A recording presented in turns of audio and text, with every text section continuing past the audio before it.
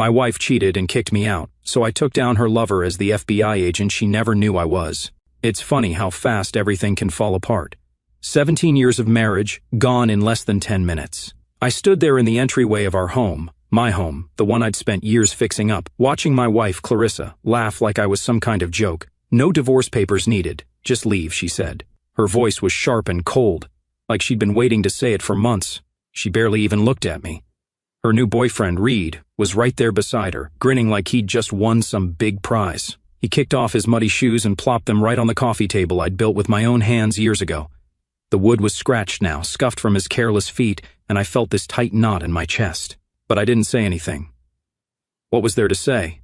She'd made up her mind, and I wasn't about to beg. I turned away from them and walked upstairs to her bedroom. The room smelled like her perfume still, that floral stuff she'd worn since we were dating. I grabbed my suitcase from the closet, the old black one with the broken zipper I'd been meaning to replace. I started folding my clothes, shirts first, then pants, then socks. I took my time, making sure every crease was neat, every stack perfect. It wasn't about stalling, it was about keeping my hands busy so I wouldn't punch something. Downstairs I could hear them talking, laughing even. Reed's voice was loud, cocky, like he owned the place already. Nice house, I heard him say. Could use some updating though. Updating, like he had any right to judge what I'd built. I zipped the suitcase shut and carried it down the stairs. Clarissa was leaning against the kitchen counter now, sipping a glass of wine, my wine, from the bottle I bought for our anniversary last month. She didn't even glance up as I walked past. Reed was sprawled out on the couch, flipping through channels on the TV, like he'd lived there forever. I stopped at the front door, my hand on the knob, and took one last look around. The pictures on the wall, us at the beach, us at her cousin's wedding, stared back at me like ghosts. 17 years of memories, and she was throwing it all away for this guy. I could have yelled, I could have demanded an explanation. But what would that change? She'd already checked out. So I opened the door and stepped outside. The air was cool, the night quiet except for the hum of crickets. I tossed my suitcase into the back of my truck, an old pickup I'd kept running since before we got married.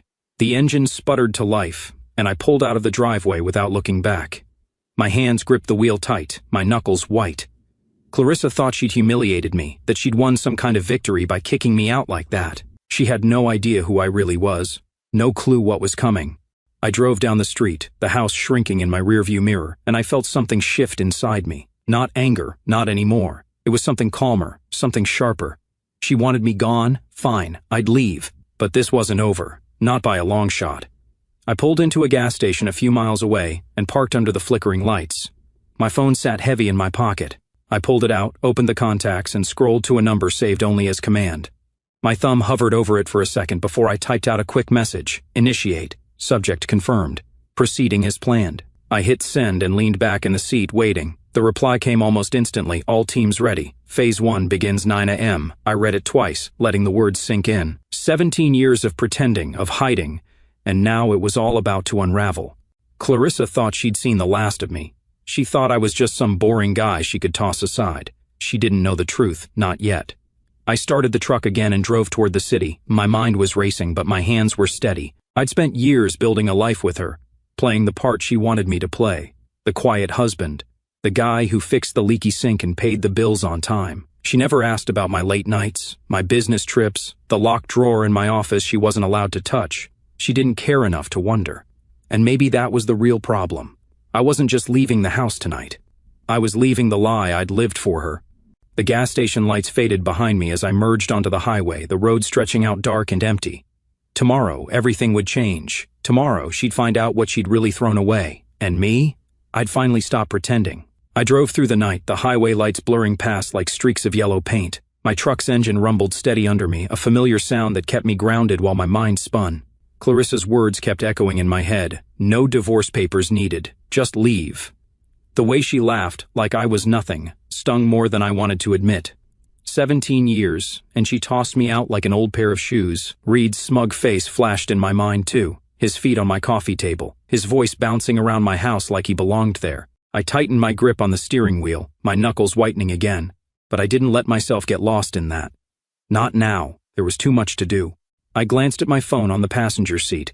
The screen was still lit up from that message I'd sent. Initiate. Subject confirmed. Proceeding as planned. The reply from command glowed back at me. All teams ready. Phase 1 begins 9 a.m. It was real now.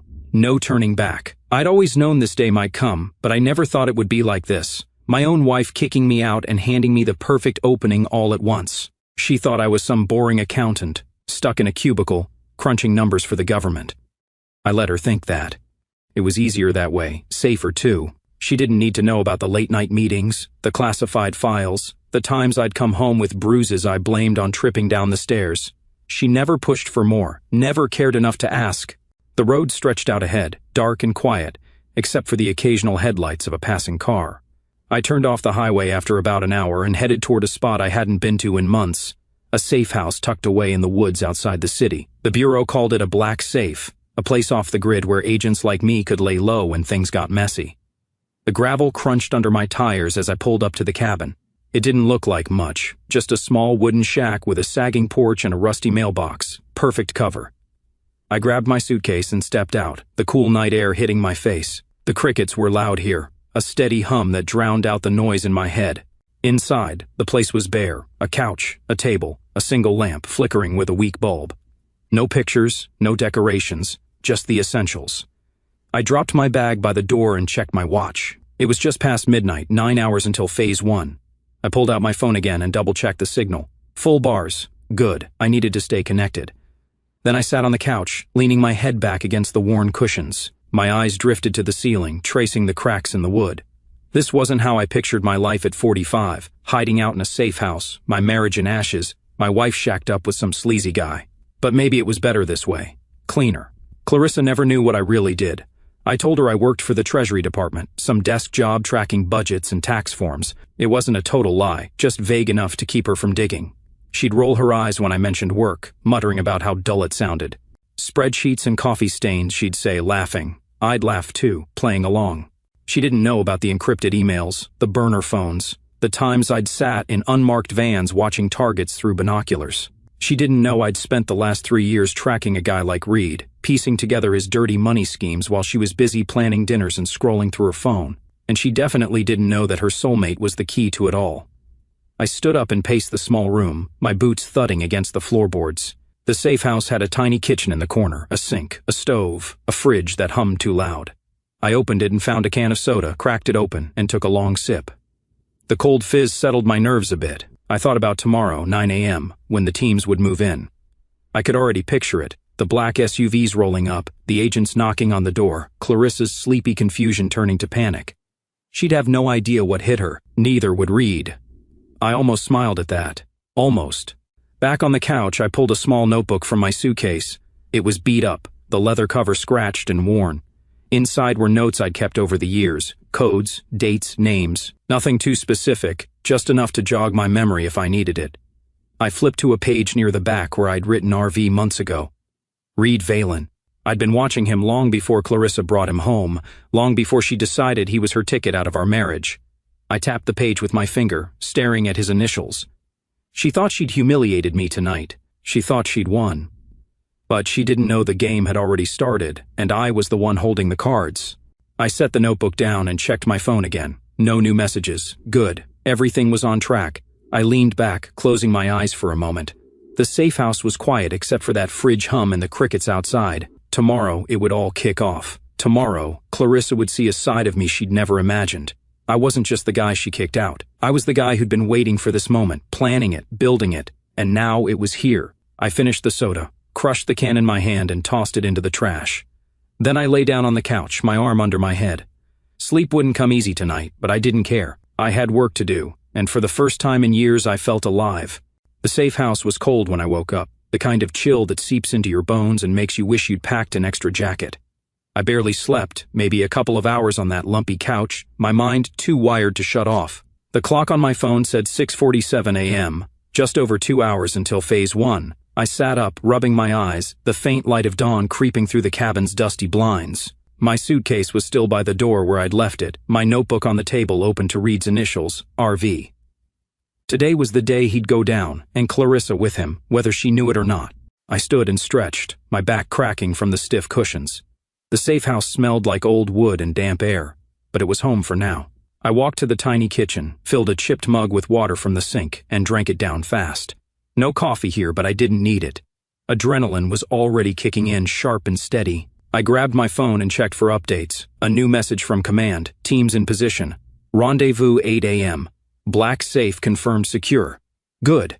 Everything was moving like clockwork. I replied with a quick copy. En route, then pulled on my boots, grabbed my keys, and headed out. The morning air was crisp, the woods around the cabin silent except for a few birds chirping.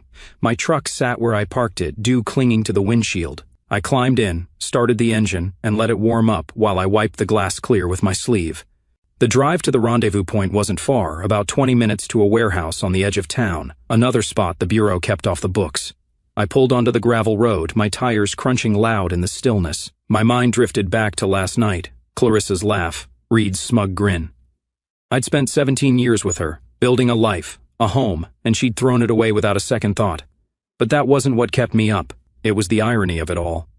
Her new boyfriend wasn't just some random guy. He was my target. See, I'd been working Reed Valen's case for 3 years. 3 years of late nights, fake identities, and digging through financial records so tangled it'd make your head spin.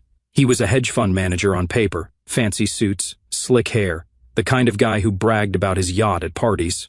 But underneath he was dirty, laundering millions through offshore art deals and crypto scams, moving cash for some nasty people.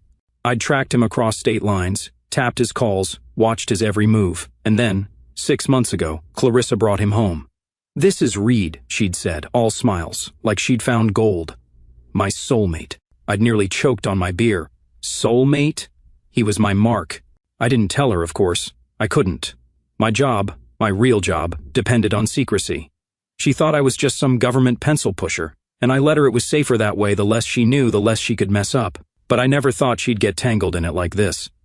I pulled into the warehouse lot at 7:58 a.m., parking beside a row of black SUVs. Agent Rowan was already there, leaning against his vehicle, a cigarette dangling from his lips. He'd been my partner for 8 years, a wiry guy with a buzz cut and a dry sense of humor. "Morning, sunshine," he said, flicking ash onto the ground. "Rough night?" I shrugged. "You could say that." Inside the warehouse, Director Keller was waiting. He was older, gray hair, sharp eyes, the kind of man who didn't waste words. A table was set up with laptops, maps, and a stack of files. Reed's life in paper form. "Sure about this?" Keller asked, looking at me over his glasses. "She's your wife." "Was," I corrected. "She made her choice." He nodded. No judgment, just facts. Rowan clapped me on the shoulder. "Let's bury this bastard," he said, grinning. I didn't smile back, but I felt it, the fire. This wasn't just about Reed anymore. It was personal. We went over the plan one last time. Surveillance teams were already in place around the house, ready to move at 9 a.m. sharp. Another unit was hitting Reed's office downtown, seizing computers, freezing accounts. The evidence was airtight. Bank records, wire transfers, even a recorded call where he bragged about cleaning cash. I'd built this case brick by brick, and now it was time to knock it all down. Keller handed me a headset. "You're on comms," he said. "Run the feed. Call the shots if it goes sideways." I nodded, slipping it on. My heart was steady, my hands calm. This was what I was good at. I thought about Clarissa again as we loaded up. She'd never seen this side of me, the guy who could take down a criminal empire without blinking. To her, I was just the husband who forgot to mow the lawn sometimes, who worked late and came home quiet. She didn't know about the black safes, the undercover ops, the times I'd stared down worse men than Reed, and she didn't know that her soulmate was about to drag her into a mess she couldn't talk her way out of. I climbed into the van with Rowan, the doors slamming shut behind us. The screens flickered to life, showing live feeds from the house. Clarissa's car was still in the driveway, Reed's too. They had no idea what was coming. The clock hit 8:45 a.m., 15 minutes to go. I leaned back in my seat, watching the screens, my mind clear. This was my world. Hidden, sharp, real. Clarissa thought she'd humiliated me last night, kicking me out for her shiny new boyfriend. But she didn't know the secrets I'd buried, the life I'd kept from her. She didn't know that I'd been waiting for this, that Reed walking into our house was the last piece I needed. The van rolled out, tires humming against the pavement. Phase 1 was about to start, and I was ready. The van smelled like stale coffee and metal as we rolled toward the house, the screens in front of me flickering with live feeds. It was 8:55 a.m., 5 minutes until everything kicked off. I adjusted my headset, the static crackling in my ear as Rowan muttered something about traffic. My eyes were locked on the monitors, 2 angles of the house I used to call home. The front porch was quiet, the curtains still drawn. Clarissa's car sat in the driveway next to Reed's flashy BMW. They were probably still asleep, tangled up in the sheets I'd paid for, thinking they'd won. My stomach twisted, but I pushed it down. This wasn't about feelings anymore. This was about the job. The clock hit 9 a.m., and the radio buzzed to life. Team Alpha, position, a voice said.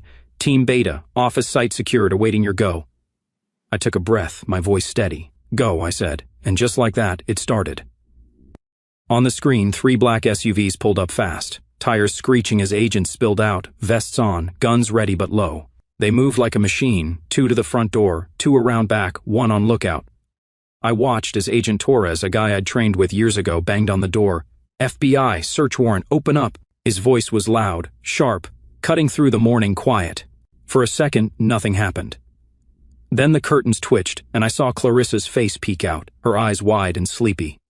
She opened the door a crack, still in her robe, her hair messy from sleep. What's going on? She asked, her voice shaky. Torres didn't waste time. FBI, we have a warrant, step aside. He pushed past her, the team following, and I saw her stumble back, clutching the robe tighter. Reed came stumbling down the stairs a second later, shirtless, his hair sticking up. What the hell is this? He yelled, but the moment he saw the badges, his face went pale. He bolted toward the back door. Stupid move. 2 agents were already there, grabbing him before he made it 10 steps. I heard the cuffs click through the comms, a satisfying sound. Reed Valen, you're under arrest, one of them said, reading off the charges: racketeering, money laundering, fraud. His mouth opened, but nothing came out. Clarissa was screaming now, her voice shrill on the feed. What the hell is going on? Somebody tell me. She spun around, looking at the agents tearing through the house, ripping open drawers, bagging laptops, flipping cushions. Nobody answered her. They didn't have to. I watched her sink onto the couch, her hands shaking, her eyes darting everywhere. She didn't get it yet, but she would soon. On the second screen, the office raid was in full swing. Reed's downtown setup, all glass and steel, was swarming with agents. His staff stood frozen as computers were unplugged, files boxed up, accounts locked down. I leaned closer, my pulse steady. This was it. The takedown I'd spent 3 years building. Office secure, Beta team reported. Evidence in hand, heading to processing. I nodded, even though they couldn't see me. Copy, I said. Alpha status? Torres's voice came back. House secure. Subject in custody. Secondary occupant detained for questioning. Secondary occupant. That was Clarissa. I saw her on the feed, an agent standing over her, asking questions she couldn't answer. I don't know anything, she kept saying, her voice breaking. This is my house, you can't do this. But they could. They had the warrant, the evidence, the years of work I'd put in. She didn't know it was me behind it all. Not yet.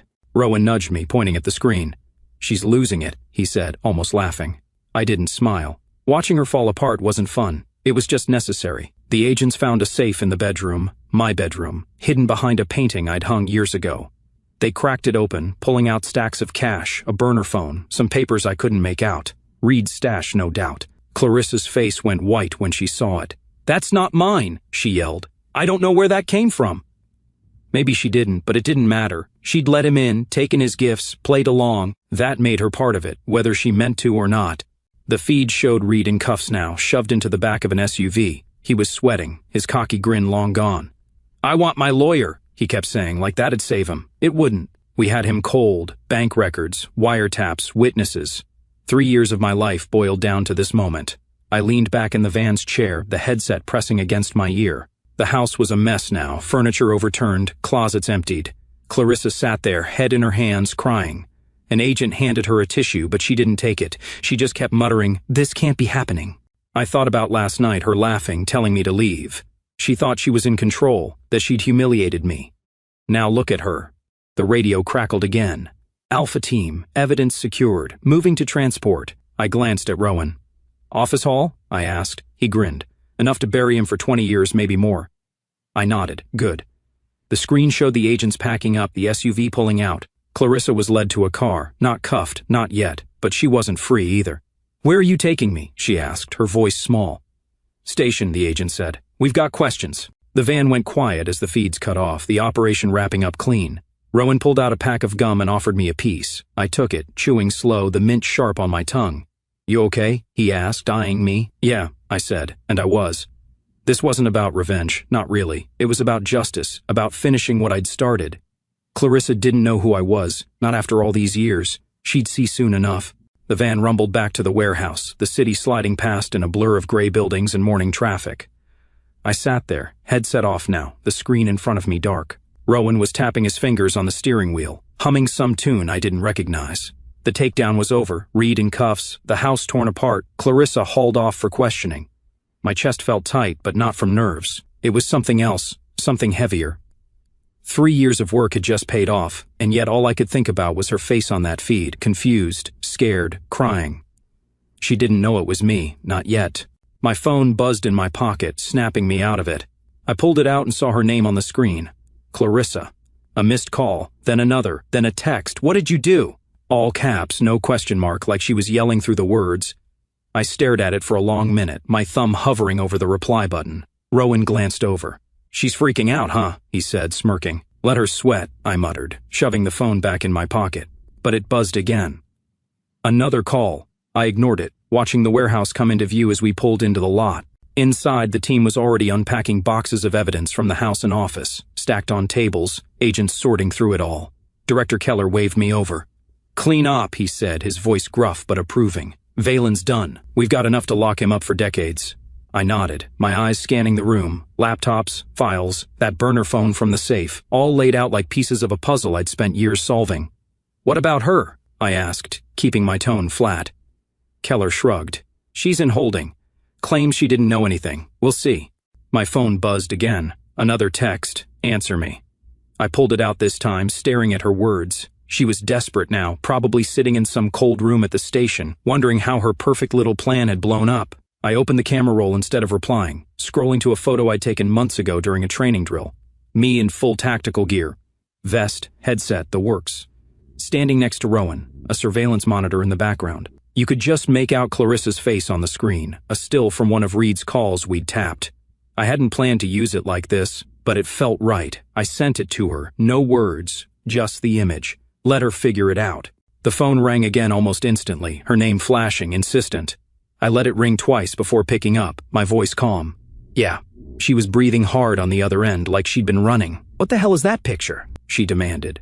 What did you do? I leaned against the table, watching an agent bag up a stack of Reed's fake invoices. You said no papers were needed, I told her, keeping it simple. Guess you were right. She started to say something, her voice rising, but I hung up before she could finish. The line went dead, and I felt a weight lift off me, small but real. Rowan walked over, chewing his gum loud. She get the memo? He asked. She's getting there, I said, tucking the phone away. He laughed, shaking his head. Man, you're cold. I like it. I didn't respond. Cold wasn't the word. I wasn't trying to hurt her, not like that. But after 17 years of being invisible to her, of her rolling her eyes at my boring life, I wasn't about to explain myself now. She'd see it all soon enough.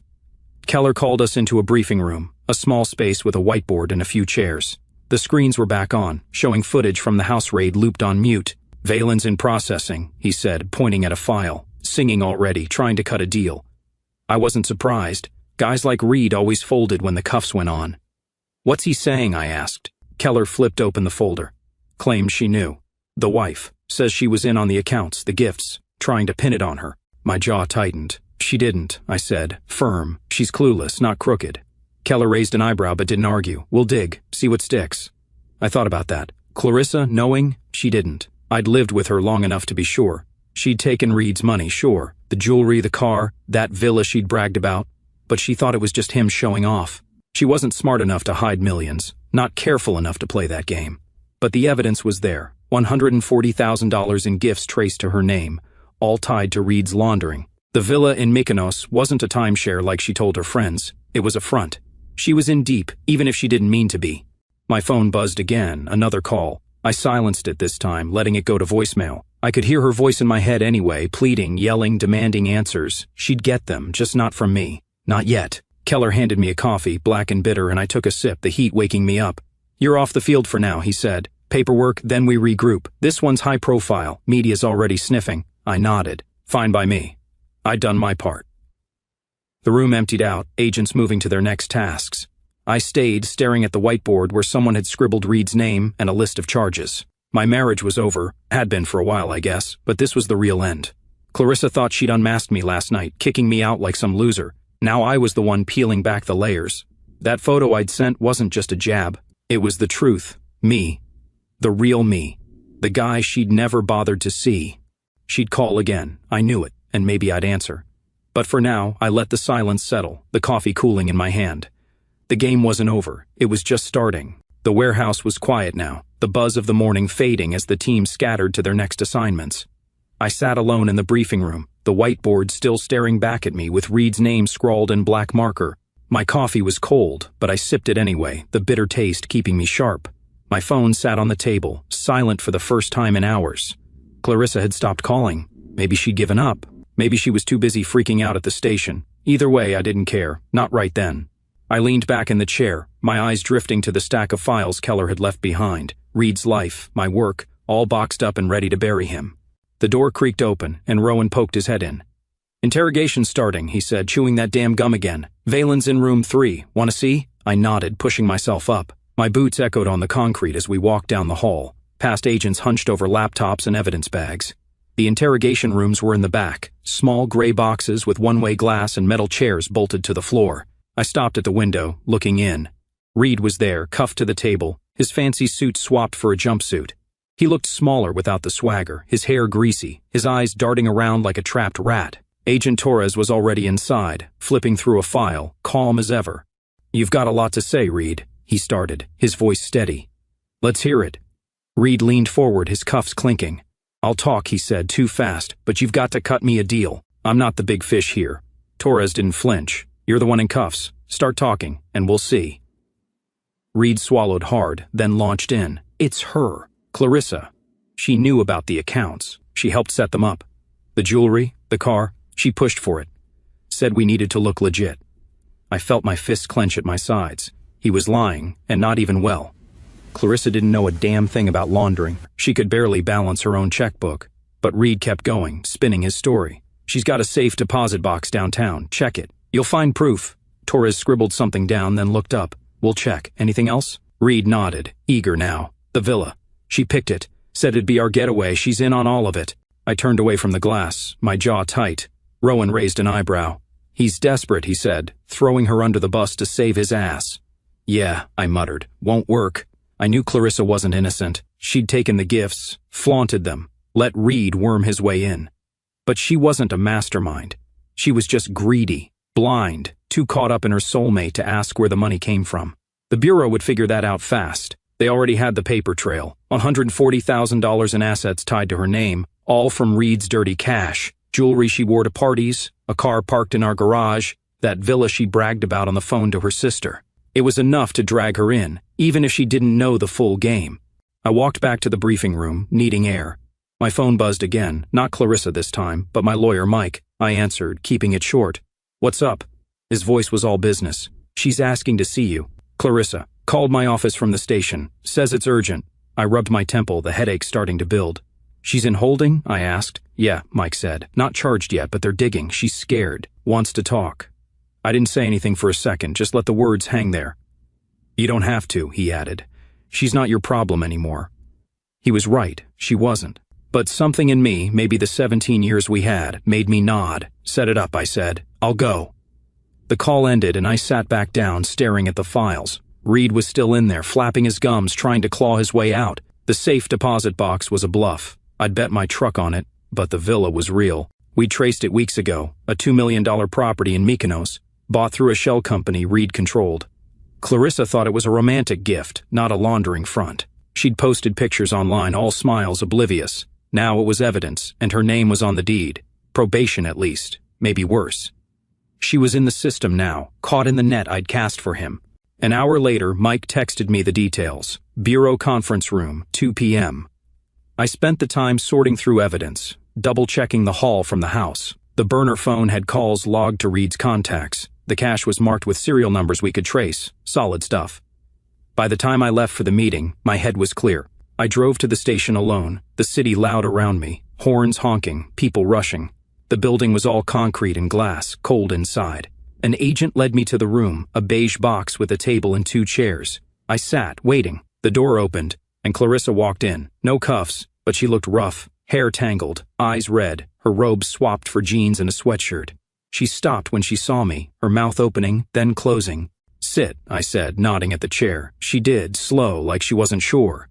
They're saying I'm involved, she started, her voice small. I didn't know, I swear. I didn't answer, just watched her. She fidgeted, then leaned forward. You did this, didn't you? The raid, the arrest, it's you. I nodded, just once. Yeah.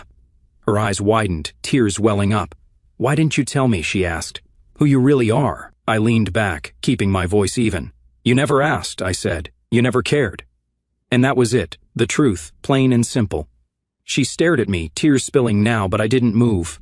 The conference room felt like a freezer, the air heavy with that stale smell of old carpet and cheap coffee. Clarissa sat across from me, her hands twisting together on the table, tears streaking down her face. She looked smaller than I remembered, like the last 24 hours had shrunk her into someone I barely recognized. Why didn't you tell me who you really were? She'd asked, her voice breaking on every word. I'd answered her straight. You never asked. You never cared. It wasn't mean, just true. 17 years and she'd never once pushed past the surface. Never wondered why I was gone so much, or what I did behind that locked office door. Now here we were, staring at each other across a table in a bureau building, the life we'd built in pieces. She wiped her eyes with her sleeve, sniffling loud. I cared, she said, but it sounded weak, like she didn't believe it herself. I didn't know it was this. FBI raids? You were supposed to be an accountant. Her voice rose at the end, almost a yell, like she was mad I'd tricked her. I didn't flinch. I told you I worked for the government, I said, keeping it calm. You filled in the rest. Didn't want to hear more. She shook her head fast, like she could shake off the truth. That's not fair, she muttered. You hid it. You lied.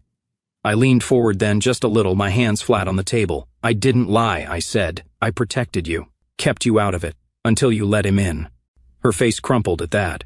Reed's name didn't even need saying. She knew who I meant. I didn't know what he was, she whispered, staring down at her hands. He was nice to me. He listened. You were always distant. Distant. The word hit me, but not hard. She wasn't wrong. I'd been gone a lot. Late nights, trips I couldn't explain, walls I had to put up to keep my work separate. But I'd tried. I'd fixed the house, paid the bills, sat through her endless stories about her friends. She just stopped seeing it, stopped seeing me. You wanted a soulmate, I said, my voice steady. You got one. She started crying harder then, big sobs that shook her shoulders. I didn't mean for this, she said between gasps. The money, the stuff. I thought it was just gifts. I didn't know it was illegal. I believed her, mostly. Clarissa wasn't smart enough to run a laundering scheme. She'd fail a math test before she could hide millions. But she'd taken it all anyway, the jewelry, the car, that villa she bragged about. Greed made her blind, not brains. They're saying I could go to jail, she went on, looking up at me with wet, desperate eyes. You have to help me. Please. I didn't move, didn't soften. I can't, I said. Simple as that. You're in it now. They've got evidence. Your name on accounts, property. You took his money. She shook her head again, frantic. But I didn't know. You know I didn't. Tell them. Her voice was loud now, echoing off the beige walls. I stayed quiet for a second, letting her words hang there. Then I said, they'll figure it out. If you're clean, you'll walk. If not... I trailed off, shrugging. She stared at me like I'd slapped her. You're not even going to try? She asked, her voice small again. After everything? Everything. 17 years of dinners, fights, quiet mornings. The time she laughed at my bad cooking, the way she'd curl up next to me on the couch. It flashed through my head, quick and sharp, but it didn't change anything. You told me to leave, I said, meeting her eyes. No papers needed. I did what you wanted. She flinched, like the words cut her. Maybe they did. I didn't mean it like this, she mumbled, tears dripping onto the table. I was mad. I was stupid. I didn't think... She stopped, choking on a sob. I didn't fill the silence. There was nothing to say. The door opened then, and an agent stepped in. Young guy, buzz cut, clipboard in hand. Time's up, he said, glancing at me. She's due back in holding. Clarissa looked at him, then at me, panic flaring in her eyes. Wait, she said, reaching across the table toward me. Her fingers brushed mine, cold and shaky. Please, don't let them take me. I'm sorry. I'm so sorry. I pulled my hand back, slow but firm. I can't fix this, I told her. You made your choices. The agent stepped closer, motioning for her to stand. She did, wobbly, her face a mess of tears and mascara. As he led her out, she turned back one last time. I didn't know you, she said, her voice breaking. I should have. The door shut behind her, and the room went quiet again. I sat there, staring at the empty chair, her words rattling around in my head. She didn't know me. She was right. But I'd known her, every laugh, every sigh, every time she looked past me like I wasn't there 17 years, and she'd never seen me clear until now, when it was too late. I stood up, my chair scraping the floor. The agent at the door nodded at me, and I walked out, the hallway cold and gray. My phone buzzed. Mike again. "She's a wreck. You good?" I texted back a quick yeah, and I was. Not happy, not sad, just done. Clarissa wanted forgiveness, a lifeline, but I didn't have it to give. Not out of spite, just truth. She'd built this mess with Reed, brick by brick, and I'd torn it down. Now she'd face it. I headed back to the warehouse, the weight of her tears still on me, but lighter than before. She saw me now. Too bad it took this to make it happen. I left the station and drove back to the warehouse, the city humming around me as the afternoon sun climbed higher. The air in the truck was warm, the heater rattling like it always did, but I kept the window cracked anyway, letting the breeze cut through. My hands were steady on the wheel, my mind replaying that meeting with Clarissa, her tears, her shaky voice, the way she'd reached for me like I could pull her out of the hole she'd dug. "I'm sorry," she'd said over and over, like it could undo everything. It couldn't. I didn't feel bad about that, not really. She'd made her bed, and now she was lying in it. Me? I was just the guy who'd flipped the lights on. Back at the warehouse, the team was still sorting through evidence, the tables piled high with boxes and bags. Rowan waved me over, his gums snapping loud. "Valen's sentencing set," he said, handing me a folder. Court pushed it through fast. 22 years, racketeering, fraud, conspiracy, done deal. I flipped it open, scanning the pages. Reed had tried to bargain, pointing fingers at Clarissa and anyone else he could think of, but the evidence was too strong. My evidence, bank records, tapped calls, witnesses who'd flipped. 3 years of my life wrapped up in a judge's gavel. "Good," I said, closing the folder. "What about her?" Rowan asked, leaning against the table. I shrugged. 3 years probation, plus some financial ethics class they're making her take. "No jail." He whistled low. "Lucky break. Thought she'd get more with all that cash tied to her." I nodded but didn't say much. The $140,000 in gifts, the jewelry, the car, the villa, had her name all over it, but the Bureau knew she wasn't the brains, just the fool who'd taken the bait. 3 years of probation was light considering. She dodged the worst, but her life was still wrecked. The media had already latched on. TVs in the warehouse were muted, but I could see the headlines flashing. "Wife of undercover FBI agent caught in high-profile takedown." My name was in there too, though I'd told them no interviews. Reporters had been calling all day, leaving voicemails I deleted without listening. I didn't need the spotlight. Never did. Watching Reed get hauled off and Clarissa's world crumble was enough. Justice didn't need a camera crew. I grabbed a water from the fridge and sat down, letting the noise of the room fade into the background. Keller walked over, his glasses perched on his nose. "Press is eating this up," he said, nodding at the screens. "You sure you don't want to say something? Looks good for the Bureau." I shook my head. "Let them run their stories. I'm done talking." He studied me for a second, then nodded. "Fair enough. You've earned that." He dropped a new file on the table, thicker than Reed's. "Next case," he said. "Whenever you're ready." I didn't open it, just tapped it with my finger. "Soon," I said. He walked off, leaving me with the hum of the warehouse and my thoughts. Clarissa's face kept popping up in my head. Not the crying wreck from the conference room, but the way she looked last night, laughing as she told me to leave. No divorce papers needed, she'd said, so sure she'd won. Now she was on probation, her boyfriend locked up, her name plastered across every news channel. The house was gone too, seized by the feds, set to be auctioned off with the villa and everything else Reed had touched. She'd moved in with her sister, last I heard. No more fancy cars, no more trips, just a small apartment and a court-ordered class on how not to be a fool with money. I stood up, stretching my legs, and walked over to the evidence tables. The stuff from the house was there, my old laptop, the safe's contents, even a photo frame I'd hung in the hall. Me and Clarissa at the beach, smiling like we meant it. I picked it up, running my thumb over the glass. That was a long time ago, back when she still looked at me like I mattered. I set it back down, face first, and turned away. No point in holding on to it. The past was done, and I wasn't the type to dwell. My phone buzzed. "Mike, my lawyer. Press keeps calling. You sure no comment?" I texted back, "Sure, let it die down." He replied with a thumbs up, and I pocketed the phone. The warehouse was slowing down now, agents heading out the day winding to a close. Rowan came over again, tossing his gum wrapper in the trash. "Beer?" he asked. "Team's hitting the bar later. Celebrate." I thought about it. Cold bottle, loud laughs, a chance to shake this off.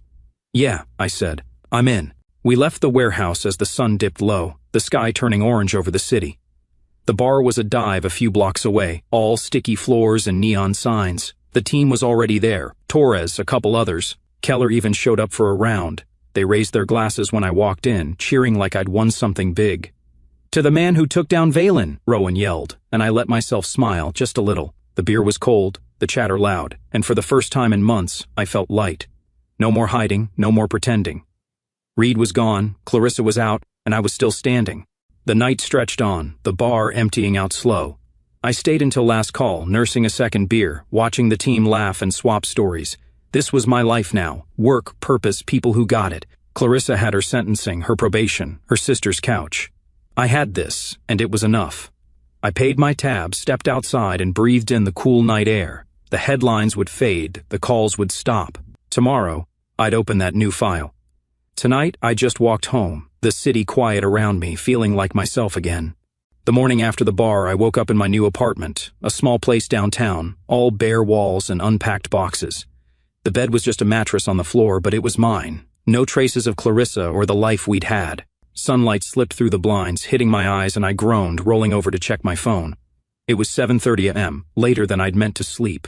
A text from Rowan sat unread. Good night, huh? Team still buzzing. I smirked, tossing the phone aside. Last night had been loud. Beers, laughs, the team treating me like some hero. It felt good, but now it was back to reality. I got up, my joints stiff from the mattress, and shuffled to the kitchen. The coffee maker was still in a box somewhere, so I boiled water in a pot and dumped in some instant grounds.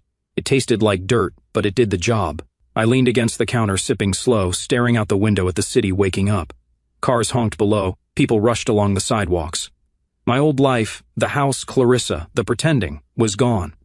The feds had seized it all. The house sold at auction. The villa in Mykonos, too. Last I heard, the money went to some victim fund. Didn't matter to me. I didn't want it back. My phone buzzed again. Keller this time. Office 9 a.m. promotions official. I set the mug down, a small grin tugging at my lips. Head of covert financial crimes. After the Reed takedown, they'd pushed it through fast. More responsibility, more cases, a bigger desk. I'd earned it, sure. But it still felt strange. 17 years of hiding who I was, and now I was stepping up, out in the open. Well, as open as this job got. I showered quick, the water lukewarm, and pulled on a clean shirt and jeans. No suit today, just a meeting, no field work. I grabbed my keys and headed out. The bureau office was a 20-minute drive, all glass and steel, humming with quiet energy. I parked in the garage, nodding at the guard who waved me through. Inside, the place smelled like paper and disinfectant, same as always. Keller was waiting in his office, a corner room with a view of the skyline. Sit, he said, pointing at a chair. I did, and he slid a badge across the desk, my name, new title etched below it. Head of covert, he said, leaning back. You're running the show now. Pick your team, set your cases. Budget's yours too. I picked up the badge, the weight of it solid in my hand. Thanks, I said, meaning it. He nodded. No fuss. Don't screw it up. The team threw a small celebration later, coffee and donuts in the break room, a few claps on the back. Rowan grinned, holding up a cruller. To the boss, he said, and the others laughed. Torres was there, a couple new faces too. They'd all heard about Reed, the raid, the headlines. You're a legend now, one of the rookies said, half joking. I shrugged it off. Just did the job, I told him, grabbing a donut. But inside, it hit me. This was respect, real and earned, not the quiet nods I'd gotten as Clarissa's husband, the guy who fixed the sink and mowed the lawn. This was different. After the break room cleared out, I settled into my new office, bigger than my old cubicle, with a window and a desk that didn't wobble. The file Keller had given me yesterday was there, waiting. I opened it, flipping through pages of a new target, some crypto scammer out west, early stages of a case. It felt good to have something fresh, something mine. I started jotting notes, my pen scratching against the paper, the rhythm familiar. This was my life now, work, purpose, a clear path. No more late-night fights with Clarissa, no more pretending I was less than I was. My phone buzzed again as I worked, Clarissa's name this time. I hesitated, thumb over the screen. It had been days since the conference room, since her tears and apologies. I'd heard she'd moved in with her sister, a cramped place across town. Probation had started, her name still popping up in the news now and then. I opened the message. Can we talk? Please, I need to say something. I stared at it, the words simple but heavy. Part of me wanted to delete it, let it fade like the rest. But another part, the part that remembered 17 years, made me pause. I didn't reply, just set the phone face down and went back to the file. The day stretched on, meetings, paperwork, a quick lunch from the vending machine. By evening, the office was quiet, just me and the hum of the lights. I leaned back in my chair, looking out at the city skyline, all lit up in the dusk. The promotion, the team, the new case. It was a life I hadn't pictured a year ago, stuck in that house with a wife who didn't see me. Now I was here, building something real. Clarissa's text nagged at me, though. I picked up the phone again, reading it once more. I need to say something. What was left? She'd said plenty. Sorry, scared, shocked. I'd heard it all. I deleted the message, my finger steady as I hit the button. No reply, no call back. She'd made her choices, Reed, the money, kicking me out. I'd made mine, walking away, tearing it all down, starting over. The trash can icon blinked, then faded. Done. I stood up, grabbed my jacket, and locked the office door behind me. The hallway was empty, my steps echoing as I headed to the garage. Outside, the air was cool, the city alive with noise. My truck started with a sputter, and I drove home, the skyline shrinking in the rear view. This was the aftermath, hers in ruins, mine rising. And I was good with that. The new office felt like a fresh start, all clean lines and quiet corners, a far cry from the cluttered cubicle I'd hunched in for years. It was Monday morning, a week after the promotion, and I walked in with a coffee from the shop downstairs. Real stuff, not the instant junk I'd been choking down at the apartment. The view from my window stretched across the city, the skyline sharp against a pale blue sky. My desk was already piled with papers, that crypto scammer case staring up at me from an open folder. I set the coffee down, hung my jacket on the chair, and got to work. This was it, the real goodbye to everything I'd left behind. I flipped through the file, my pen scratching notes as I went. The target was some slick guy out of California, moving dirty cash through fake NFT sales, millions washing in and out like tidewater. It was early days, just leads and hunches, but it felt good to dig in. My phone stayed quiet, no buzz from Clarissa or anyone else. Deleting her last message had closed that door for good, and I didn't miss the weight of it. The clock on the wall ticked past 9 a.m., the office waking up around me, phones ringing, footsteps in the hall. Rowan poked his head in, grinning. "Boss man settled?" he said, tossing a stress ball my way. I caught it, tossed it back. "Getting there," I said. He lingered, leaning on the doorframe. "Team's ready when you are. Got some new blood itching to chase this crypto clown." I nodded, tapping the file, briefing at 10. "Bring coffee." He laughed, saluting as he left. I liked this, running the show, picking the pace. It wasn't about power, just purpose. For years I'd been the guy in the shadows, tracking Reed, hiding who I was from Clarissa. Now I was out front, no more masks. I sipped the coffee, the warmth spreading through me, and kept reading. The case was messy, shell companies, encrypted wallets, but I'd cracked worse. Reed was proof of that. Mid-morning, the team filed in. Rowan, Torres, 2 rookies with eager eyes. I stood at the whiteboard, marker in hand, laying it out.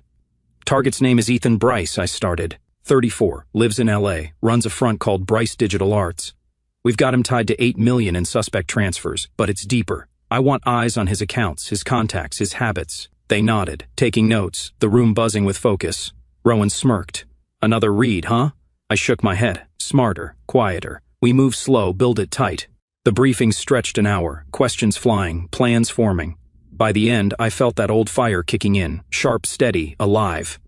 Lunch was a sandwich at my desk, crumbs falling on the file as I cross-checked leads. The afternoon blurred into calls and emails, pulling strings to get warrants, tapping sources for dirt on Bryce. It was steady work, the kind that kept my head clear. No room for Clarissa's voice, her tears, her "I'm sorry" echoing back. She was gone, probation, her sister's couch, a life I didn't fit in anymore. The house was sold, the villa too, all traces of us wiped clean. I didn't check the news much, but I knew the headlines had faded. Wife of undercover agent was old gossip now. Good. Around 5 p.m., I leaned back, stretching my neck. The office was emptying out, the hum of the day winding down. I grabbed my coffee mug, empty now, and walked to the break room to rinse it. Torres was there, fiddling with the vending machine. "Good first day, boss?" he asked, kicking the thing until a candy bar dropped. "Yeah," I said, running water over the mug. "Solid start." He nodded, ripping open the wrapper. "Heard Valen's appealing. Won't stick, though." I shrugged, drying my hands. "Let him try. He's done." Torres grinned, heading out, and I stood there a minute, the sink dripping behind me. Reed could appeal all he wanted. 22 years wasn't budging. My work was ironclad. Back in the office, I packed up, file in my bag, jacket on, lights off. The city glowed outside, all orange and gold as the sun dipped low. I locked the door and took the stairs down, the echo of my steps filling the quiet. In the garage, my truck waited, same old sputter as I started it. The drive home was smooth, traffic thinning out, the radio playing some song I didn't know. My apartment was dark when I got in, just the hum of the fridge greeting me. I dropped my bag, kicked off my boots, and poured a glass of water. No beer tonight, just calm.